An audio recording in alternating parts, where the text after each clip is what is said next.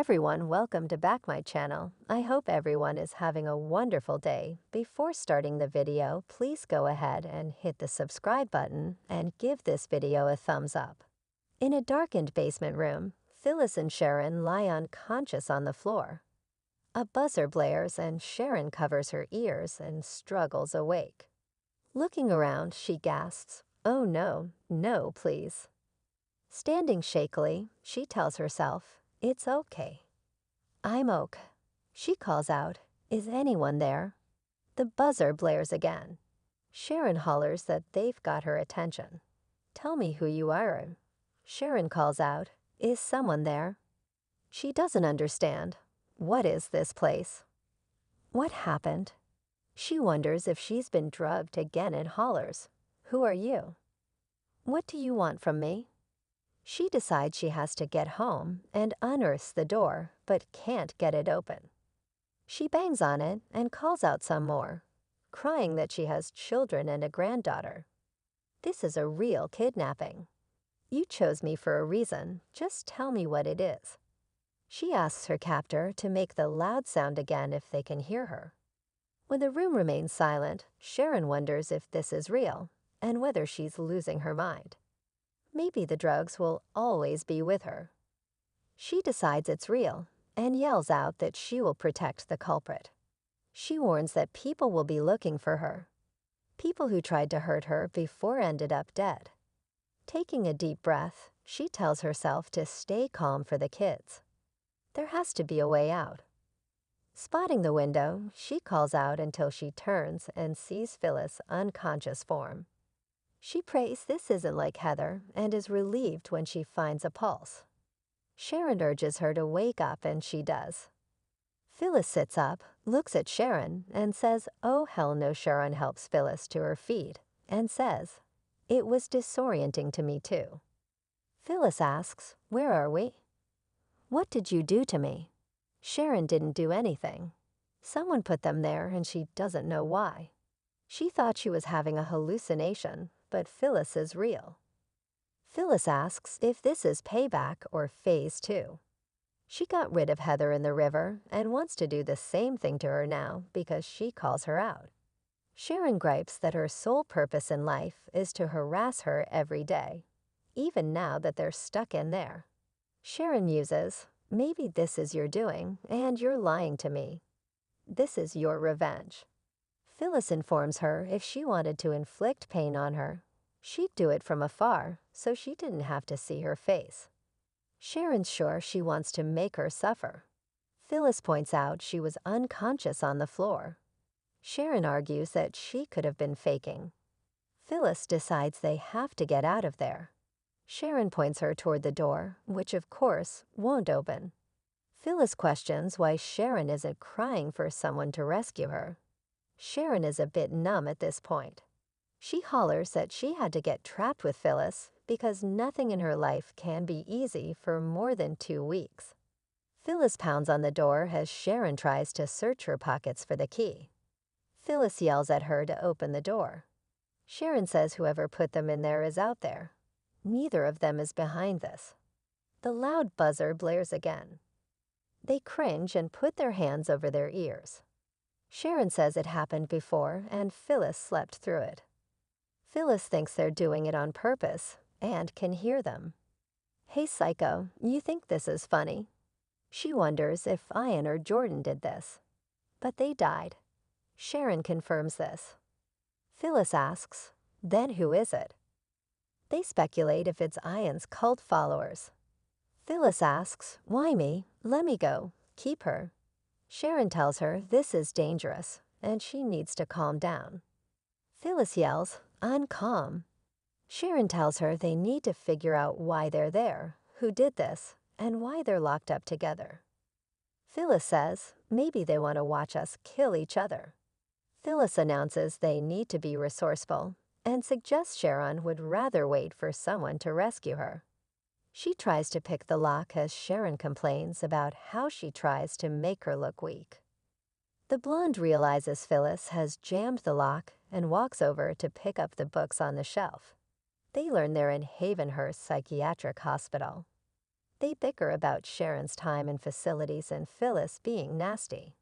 Sharon repeats that they have to figure out who did this. Why? Why there? Phyllis says, let's go sit down. At a table, Phyllis asks Sharon if she remembers where she was before this. Sharon says she was at Crimson Lights and went out to run some errands.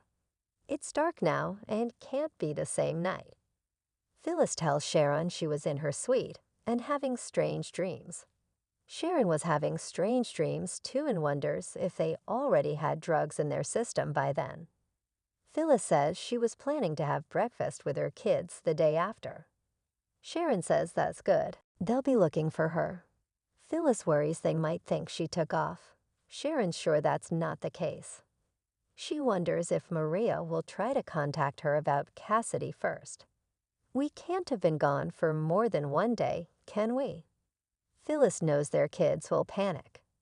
Sharon and Phyllis agree that someone doing this to their kids pisses them off. Searching, they realize they don't have their phones. Phyllis thinks this is a game, and they should look for them. As they look high and low for their phones, they bicker. Sharon wonders how long this place has been closed, and Phyllis reminds her she should know. She's a therapist. They trade barbs as Sharon suggests the redhead might have borderline personality disorder or narcissism. Phyllis says if the goal is for them to kill each other, she's making it easy. Sharon is creeped out by the idea of someone listening to them or watching. Suddenly, she finds a bag with canned food. How long do they expect us to be there? Phyllis grabs the bottled water, and Sharon warns that's how she was drugged in the sewer. Phyllis puts it down. She says they have to work together to get out of there so they can drink water from normal people again. She remarks that it must have been horrible in the sewer. Sharon tells her that the plan only made sense to Jordan and Ian. She's glad the cult leader is where he belongs now, in hell. Phyllis muses, Heather really did die for no reason. Because of some vendetta that had nothing to do with her. Sharon hates it. It squeezes her heart to think of Daniel and Lucy losing the person they loved. She adds that Phyllis had to watch them suffer. Phyllis points out she helped them cover it up. Sharon's free will and her sense of judgment and decency were taken away from her. She told lie after lie, and she'll never get over it. Phyllis says, good, you shouldn't. Sharon tells Phyllis to think whatever she wants. I don't care anymore. Phyllis harps about accountability. She's letting herself off the hook. Sharon was given powerful, mind-altering poison. She was having entire conversations with herself when she thought someone else was in the room. Her family could see she was off. Phyllis saw it herself at the most convenient time. Sharon says it was hell. Phyllis argues that what Daniel and Lucy went through was hell. She threatened and accused them. Sharon's sorry about all of it. Phyllis notes that the PCP only made her attack her family. She had so many opportunities to speak up and didn't do it. She can choke on her tears and regret. Sharon questions it being more important for Phyllis to tear into her than to find a way out. To you, I'm just a target. Is she weak or a supervillain? Phyllis says, both. It depends what she wants and who she wants it from. Sharon tells her to use this energy to find a way out of there. Realizing that Phyllis is scared, Sharon complains that she's a bully full of hate and rage. When she faked her death and put her children through hell, that was her too. Phyllis says her children have forgiven her.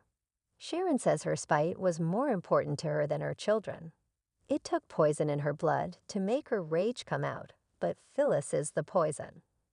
She yells and then asks Phyllis if she wants to do something useful and get out of there, so they never have to speak to each other again. Phyllis thinks these people want her to take Sharon out, but she won't do it. She makes her own choices. Crying, she says she wants to go home and move on with her life. She tells Sharon, we have to work together to get out of here. Sharon tells her that's the first thing she said that they can agree on. The buzzer blares again, and then music starts playing. Phyllis says this is really dramatic. They're the cast, this is the scene, and this is the soundtrack. Hey, you freak. What do you want? As the music continues, Phyllis keeps hollering at the freak and becoming increasingly agitated. Sharon tells her to stop for a second. Does this music sound familiar? It could be a message. Phyllis doesn't care anymore. Sharon points out the song is making Phyllis more tense. It's part of the game. Phyllis goes wild, banging on the door and threatening to bash in their heads. The music stops. Sharon warns, that was a mistake. They realize it's a game. Phyllis says, it's us against them, and they don't know what we're capable of. Sharon says they'll have to show them. What do you say, Phyllis? You want to play? Phyllis replies, why the hell not? Looking up at the ceiling, they ask what the rules are. A disguised voice intones, now we're getting somewhere. Phyllis asks their name. He says it's not important. The voice says, this is about the two of them, no one else. They have to work as a team in this game. Phyllis asks, what's the prize? The voice replies, staying alive. As the camera pans out, we see that Phyllis and Sharon are being watched and recorded on a video